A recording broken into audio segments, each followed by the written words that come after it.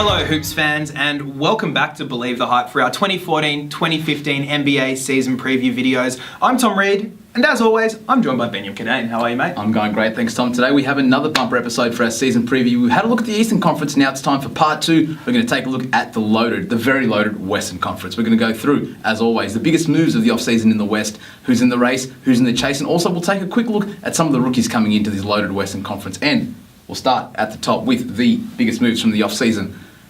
Who do you like? Who's your biggest move this year? Well, really, there wasn't too much that happened in the West, move-wise, in consideration of the East. Sebastian Telfair moving to the Oklahoma City Thunder is the biggest move of Obviously, the Western of course. I mean, so let's start it right there. Well, let's not. Let's start with all of the moves that have been happening in Texas right now. I mean, Texas really has become the controversial hub of the Western Conference, and I mean, one of the biggest moves was Chandler Parson moving from Houston, going to Dallas. It's the Texas two-step shuffle. This is probably the biggest move of the offseason. Not only the fact that Chandler Parsons has gone to the Dallas Mavericks, but also the Dallas Mavericks have acquired Tyson Chandler as well, so they're very slowly building a very competitive team. But I love this move of getting Chandler Parsons in at the Dallas Mavericks. Dirk Nowitzki finally has his help after a couple of seasons of missing out on major free agents. They've finally landed one of the sort of mid-tier free agents. They're not paying him like a mid-tier free agent, but one of the very overpaid mid-tier pay agents like him, Gordon Hayward. There's a whole bunch of them. It's the help that Dirk Nowitzki needs. Obviously, he is still the A1 guy on this team, but I think Chandler Parsons can be a 20-point plus a night scorer on this Dallas Mavericks team. He will take a lot of the offensive burden from Dirk Nowitzki, and also stick it to Houston a little bit. Well, he did. I mean, he signed his contract in a nightclub with Mark Cuban. I mean, how do you get any more than that? That is NBA right there. Yeah, that is. That's that was. That's how I want to sign all my contracts of anything. Naturally, I do sign all my contracts. Bank loans, anything. Just bring it to me in the club. But on the court, this is a huge move for the Dallas Mavericks. I think they're going to be a top 4 team. It's controversial, but I think with the way that they're in Rick Carlisle's offensive system, Dirk Nowitzki is still playing at a high level. You now add Chandler Parsons, you add Jameer Nelson. The Dallas Mavericks to me look really good. Monte Ellis still has it all. He never lost it, but I'm calling the Dallas Mavericks to have a very big season, all because of this Chandler Parsons move. Same with me, and I feel it really has shifted Texas basketball. Obviously, you've still got the San Antonio Spurs, who the Spurs are still going to Spurs.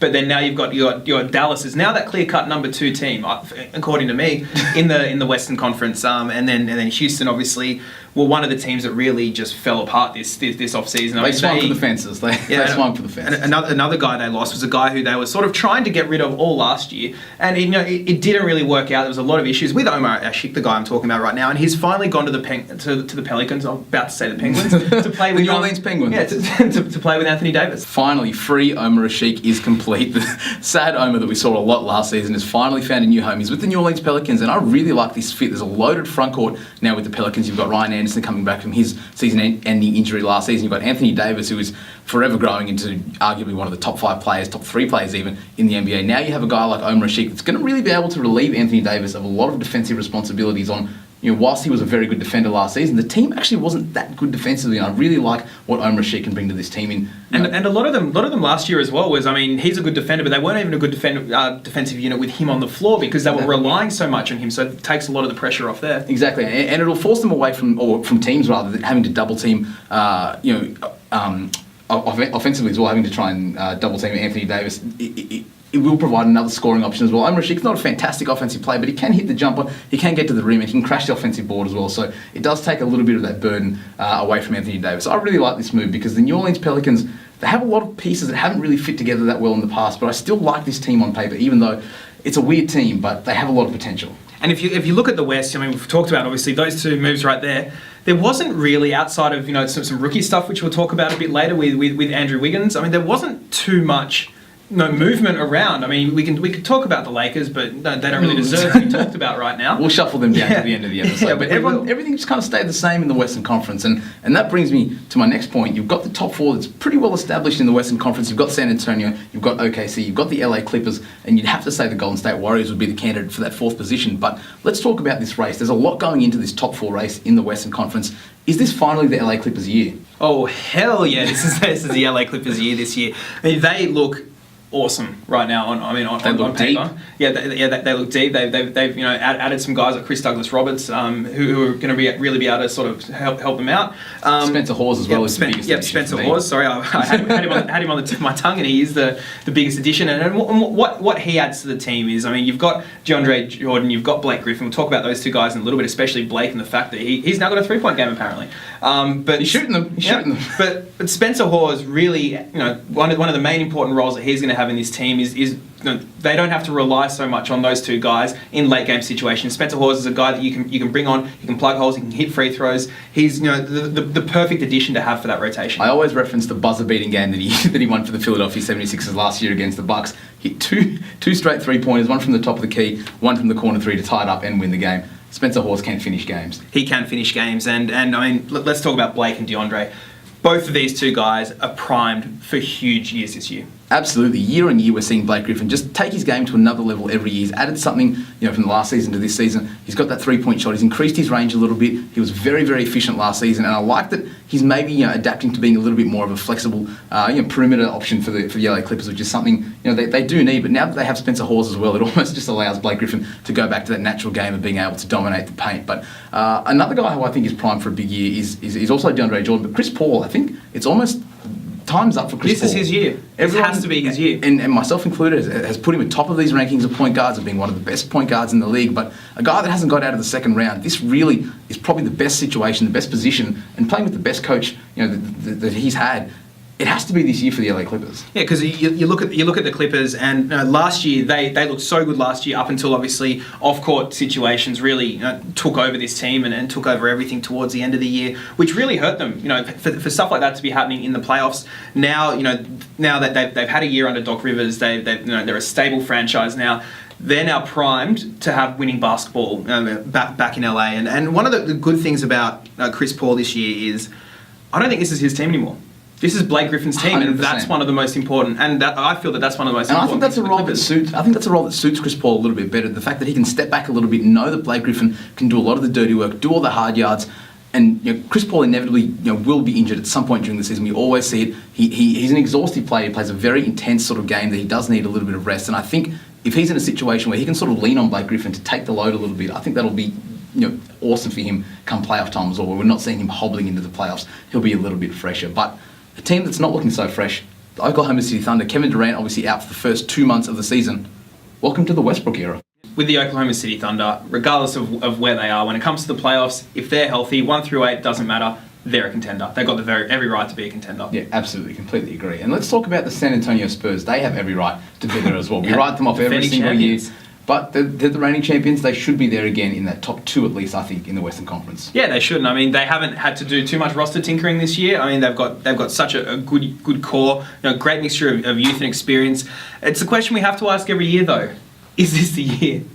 No, I'm done with calling them old. I've been calling them old for about 4 or 5 years, writing them off every single year. But they've proved that they can still win when they're old. I mean, they brought everyone back this year. I think that's what's the biggest part. They added 1 rookie in Kyle Anderson through the draft, and they brought everyone else back. They brought back a championship team, and for me, that's enough to have you there at the 1 or 2 position in the West. And it was a big off-season as well with the World Cup. The San Antonio Spurs were a team that was set to have a lot of players out from the World Cup.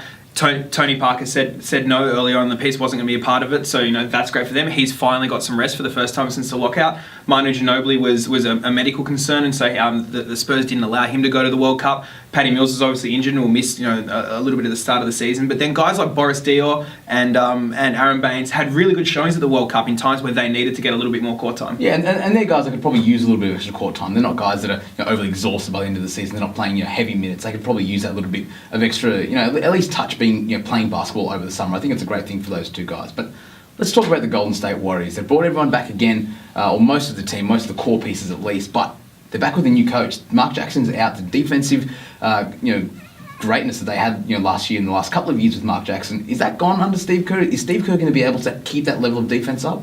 I feel he can. I mean, one of the great things about the Warriors was, I mean, yes, he was a great defensive coach, but they've got great defensive players, and Steve Kerr, still preaches toughness on defense. So with guys like Bogut, Iguodala, Draymond Green, Draymond Green. I mean, Klay Thompson, we've really seen his defense step up, especially over the back half of last season. And Steph Curry has started to prove at points like he's not exactly the worst. You don't have to hide him anymore. Yeah, you don't have to hide him anymore. He can defend too. So I still feel they're going to be one of the top 3 or 4 defensive teams in the league. But the great thing that Steve Kerr brings is the offense, the ball movement, the ball movement that he has, the way that they can stretch the floor to shooters. He's going to really implement a great system there. And Andrew Bogut as well. We said Andrew Bogut had 8 assists the other day. I mean, the fact that he's going to be able to be a big part of the offense, incorporating him from the high post, the way we see guys like Marc Gasol, guys like Joakim Noah, where you can actually run your offense not through your guards but through your big men. That adds a whole other element to the Golden State Warriors, because that's something they haven't really been able to do, because Andrew Bogut's job in the past couple of years has been just to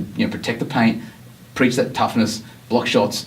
Now he's got a whole other part of his game that we did see a lot of in Milwaukee. We haven't really seen that in Golden State, but I think that's going to add a really good element for Golden State this year. And he's healthy. He's going to be one of the key guys for them this year. Not just saying that because I'm Aussie, but he really is. I mean, if they're healthy, this team is definitely a top 4 team. And if they are fully healthy as an entire #full squad, this team is going to be a team to look out for this year. One thing they have to do, though, is get that contract for Klay Thompson, because if he goes through this whole season with that, am I signed, am I not signed? You're getting paid. You need to sign Klay Thompson. Don't let this stretch out and let him hit restricted free agency. You need to keep him happy from the start of the season. The fact that they didn't want to trade him for Kevin Love, and how that was a big stickler for them potentially getting Love over, that's proved to me that he is going to get paid by them. Just give him the max contract. He is their guy. He's going to get the max. It seems silly giving him a max contract, but the salary cap is about to go through the roof, so it doesn't really matter. It's not going to be an issue in 2 or 3 years. Yeah, just give him 2 contracts. It doesn't matter.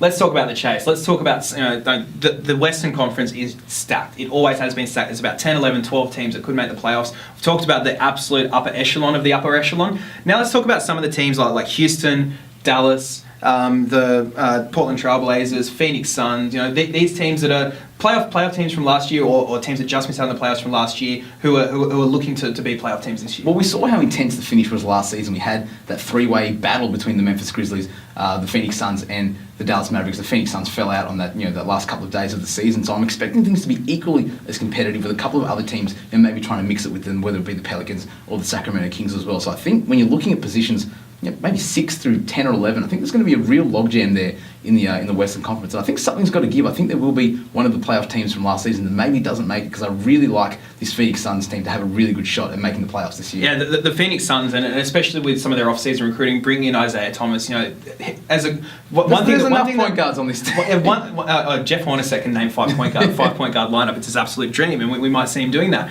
And but I mean, they look like they've got better. They want to grow on what they did last year. I feel that the Houston Rockets, we'll talk about the Houston Rockets a little bit when we get to our top 8, but they look like to me is the team that really has fallen apart this offseason. When we saw Ashik go, we saw them bring in Trevor Ariza, lose Chandler Parsons, they've lost Jeremy Lin. I mean, they were sort of dismantled. They swang for the stars to try and get some of these big name guys like Chris Bosh across the team, Carmelo Anthony, and it didn't work for them. And to be honest, Trevor Ariza doesn't excite me as we lost Chandler Parsons, but we got this guy.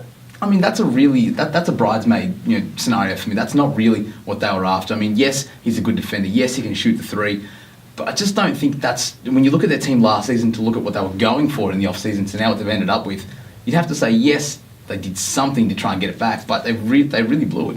We can't talk about the Western Conference without talking about some of the great rookies that the Western Conference has picked up this year. Andrew Wiggins, the number 1 pick, he's now a Minnesota Timberwolves, traded in the Kevin Love trade. Dante Exum, Julius Randle. This is such a great core of great rookie class, what we've got here in the West. And throw in Zach LaVine as well. The Minnesota Timberwolves, this has to be the most fun, athletic young team, obviously with Ricky Rubio as well, but I'm really looking forward to seeing what Andrew Wiggins can do. Now that he's settled, he had that very turbulent start to his life as an NBA player, obviously being traded in the Kevin Love trade, but I love the fit, I love what he's got around him in Minnesota, and there's no expectation really for Minnesota to be very good. He's going to be one of those guys that will get a lot of minutes, they're going to play a lot of games where they're getting blown out, and they will look to just try and play Wiggins and LeBron. They're really capitalising on this high-flying dunk tandem. They had the dunks after dark, where they're getting a lot of guys through the gates because people want to come and see these two play.